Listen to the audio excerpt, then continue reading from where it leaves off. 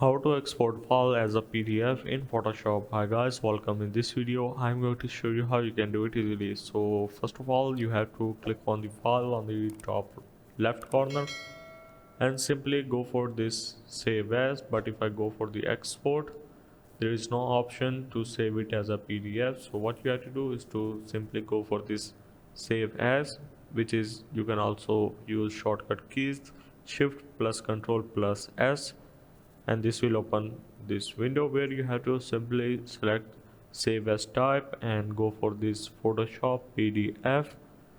Once you are done, you have to click on the save. So once you have clicked on the save, this little window will appears up where you have to select high quality print and simply go for the save PDF and continue. Once you are done, you can check out the thumbnail that you have exported right now. So as you can see, this is good. So that's how basically you can export as PDF in Photoshop.